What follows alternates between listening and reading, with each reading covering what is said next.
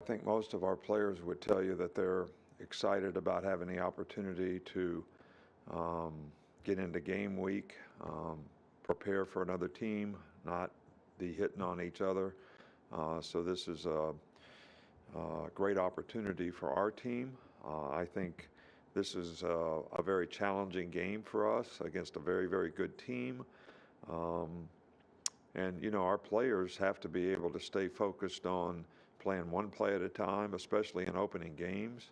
I think sometimes things happen in opening games that are unexpected, maybe you're unprepared for, and you got to be able to adapt and adjust and play the next play and not be outcome oriented, but stay focused on what you need to do to be able to play well in the next play. I also think that's very important in preparation. Every team sort of defines itself by the identity that they create, the effort, the toughness, the discipline, the intangibles that they play with. And, it'll be no different for this team. They have a great opportunity to do that against a very good team. And we always look forward to playing in Atlanta. It's been a city that's been very welcoming to us, and the atmosphere and environment there has always been fantastic in whatever venue that we play. So, um, I think action is what we're really looking for here. I think it conquers a lot of anxiety and other things, and that action starts with your preparation so that you're well prepared and confident when you get into the game. Um,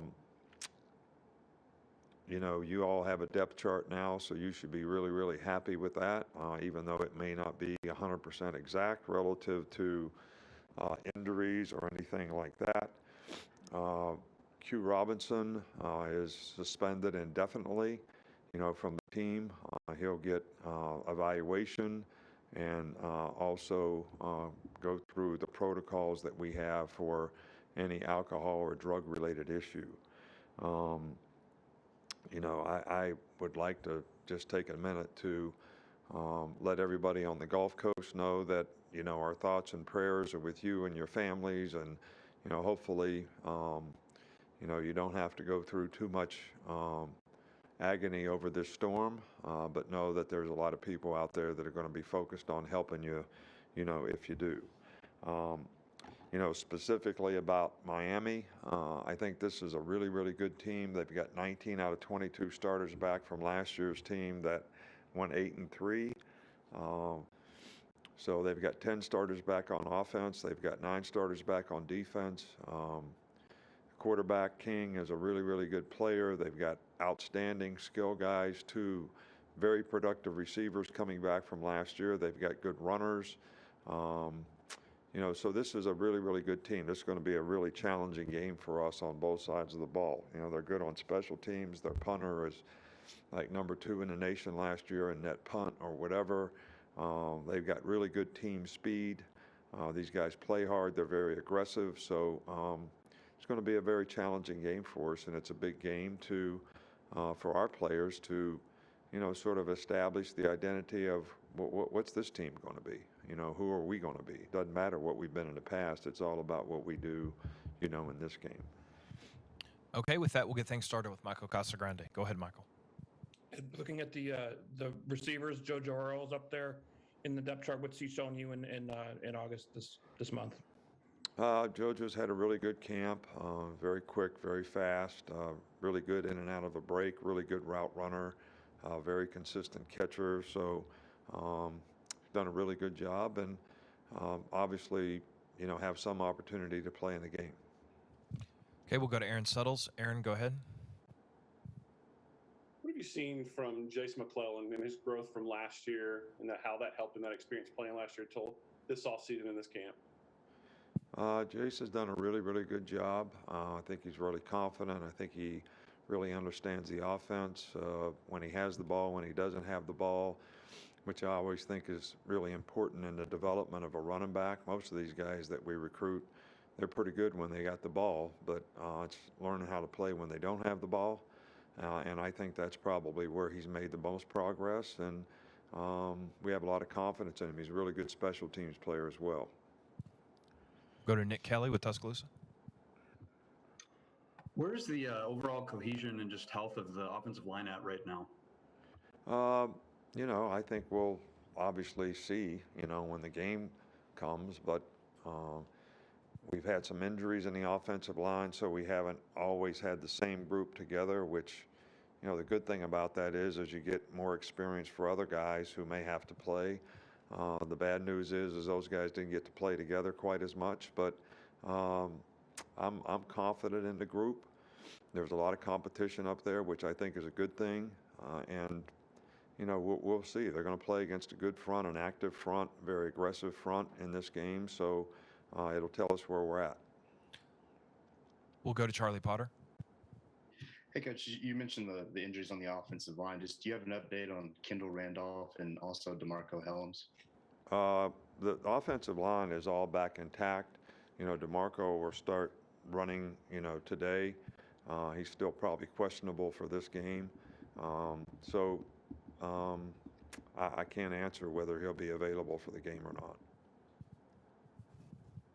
We will go to Ryan Hennessy. Ryan, go ahead. Hey, Coach, I was just wondering what you've seen so far throughout this camp with Bryce Young and his progression going into game week. Yeah, Bryce has done a nice job. I think he's very confident. He understands the offense really well. He's accurate with the ball. As I've mentioned before, the focus has been, can we get the players around him to play a little bit better with him? So that's going to, help him probably be able to execute a little bit better. And that's been what we've worked hard on, and I think we're making good progress in that regard. We'll go to Stephen Smith. Go ahead. Coach, specifically Darian Dalcourt in his third year on the offensive line, where has he improved the most? He's gotten bigger and stronger, playing with a little bit more power. There's a lot of competition at the center position, which is a good thing. But he has played really well and had a good fall camp, and we're really pleased with the progress that he's made, and I'm excited about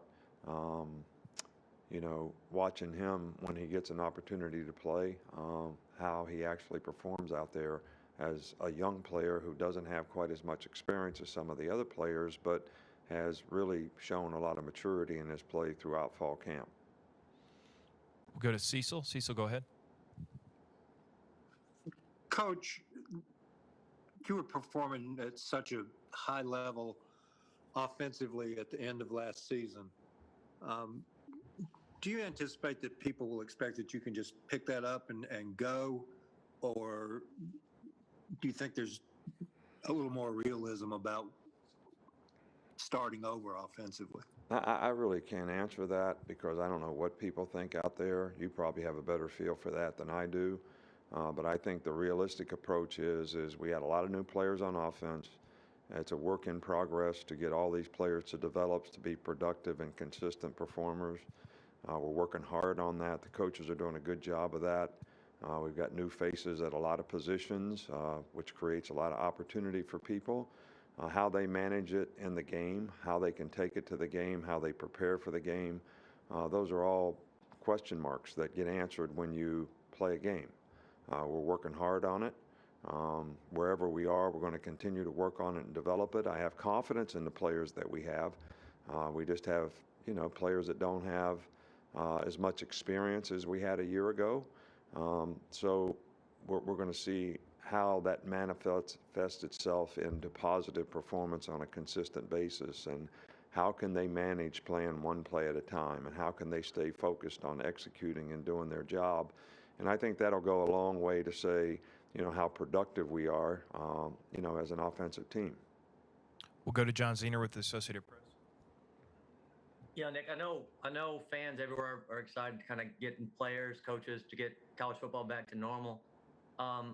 And you guys have had a great vaccination rate, athletic department wide. Do you have any reservations, or is it more excitement when knowing you're going to have a full stadium and everything?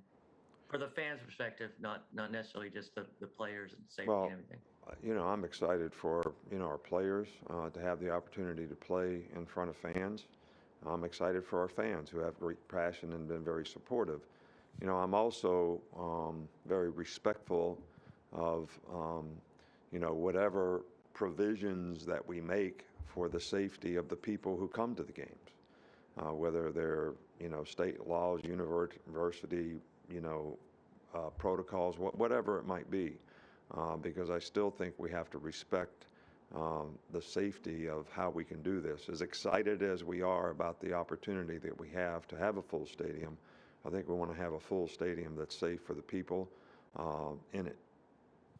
Okay, we'll go to Jacob Harrison. Got time for two more. Coach, taking on a player of the athlete caliber that Derek King is as a scrambler, what's it mean to your defense to have some speed at the middle linebacker position with Henry Toto and Christian Harris? Well, I think team speed on defense in this day and age in football is very, very important, with all the people who run spread who really are going to, make you cover horizontally as well as vertically the entire field. And when you have great athletes that have great speed, especially at the quarterback position, that adds another element to that you're out here spread out trying to cover all these guys, and now you've got a quarterback who's got great ability to scramble, extend plays, make plays scrambling, throwing as well as running. That adds another element to it, and he certainly does that extremely well. He executes their offense extremely well. He's very comfortable in how he manages the game for them, and gets them in, plays that have a great chance to be successful for them. And he's a good decision maker on, whether it's the RPOs, the bubbles, the smokes, the plays that they run that complement the running game. So, I think this guy presents lots of issues because he's a great player and he's a great athlete and he's a great quarterback, all rolled in one. We'll finish up with Aaron. You may not know the answer to this because of the situation on the offensive line. You having to shuffle guys in and out, but do you get a sense of where your run defense is at this point in time?